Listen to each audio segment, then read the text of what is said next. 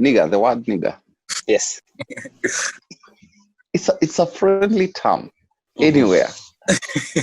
Very friendly. Yeah. Like I would call my friend, you nigger. What's up, nigger? You know, like now music videos, our hip hop videos, it's all over the place. Like either bra or nigger. And that's the most commonly used word. Go ahead, Chan. Yeah, so that word is very sticky here. So obviously, like if you're black, right? If you're a black person in America, especially if you grow up in the inner city, people definitely use that word. I would definitely describe it as friendly. Like it's interchangeable with bro. Like people say shit like, what's up, my nigga, like all the time. Right. However, I would definitely stress that it's only a friendly word if you're black. Like you can't say it like if you. I mean, I hear like Spanish people say it sometimes. I don't know why, but it's only friendly like if you're a black person. But then also it's like even within like the black community, like. I mean, it's a word that I'll occasionally use, but depending on who I'm talking to, like even other black people, like kind of like feel weird about it, like depending on like, that background, like how they're raised, et cetera, et cetera. If they're like super, they're just like super, what's the word I'm looking for? They're super like straight laced, like I've had people say to me like, hey, like don't say that to me, like don't call me that, but right, a few and far in between, but it's definitely something that every time I say, like, I'm definitely conscious of it. And I can go into a whole background about, like, like the whole dynamic of me, like, growing up in, like, the hood in Philly and then, like, working in, like, a super professional, like, environment where I have to, like, catch myself sometimes and be like, oh, that's not a good word to use, like, at work right now. But, yeah, it's definitely something that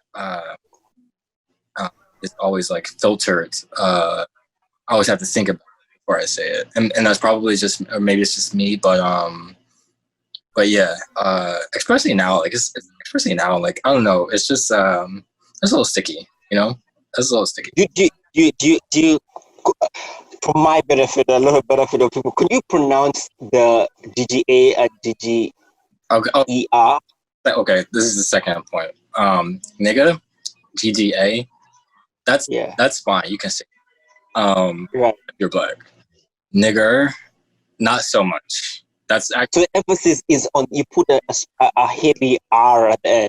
Yeah. So GGA as opposed to ER. Yeah. So when you R is just very like I don't know, like I don't have enough like textbook knowledge on like Black history right now to like explain the origin of the DG. Yeah, I understand. Yeah.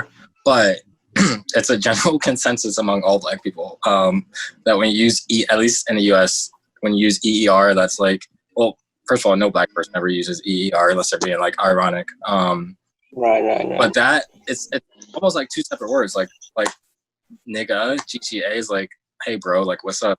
And nigger, like on the other hand, is like, okay, I'm deliberately trying to offend you and like be racist. Do you know what I'm saying? First of all, something Sean should understand about Kenya is the internet penetration is wide.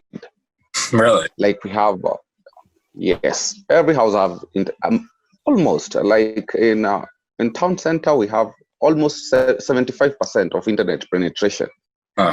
Interesting. That said, now we have internet content, like internet protocol television, we have YouTube, we have Netflix, we have Hulu, we have all this kind of content.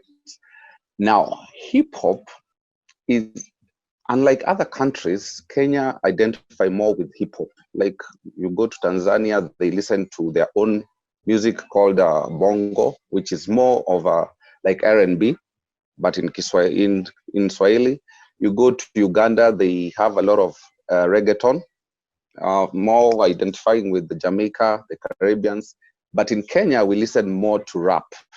You understand, like Tupac. We listen to the Chris Brown, stuff like that. And with that such of kind of influence, we speak like hip hop stars. We dress like hip hop stars. We sort of have this hip hop culture in us. Like it's the in thing. It's the coolest. It's the cool thing to do. You understand? Yeah, I get it. I think here, specifically talking about Black people, is probably sort of the same. People generally listen to hip hop, obviously R&B. That definitely has a heavy influence over here. But I don't know. I don't think I've ever actually like heard any organic like grassroots like music from Kenya. You know, it's just not something that like we're super exposed to like here unless you like seek it out. But I think I've heard like a few songs. I have a friend, she's from Ivory Coast. I don't know what the geographical like distance is between. The more I talk, the more Kenya and Ivory Coast. Kind of sounds. I'm just, yeah, I don't know, but I've heard a few songs like rap or hip hop songs that she's like played in the background a couple of times, and they're always a vibe, yo. Like I fuck with them heavy, but yeah, like it's not something that's like super accessible. It's accessible with the internet, but it's not like super prominent here. Definitely like the vibe, so definitely like the vibe.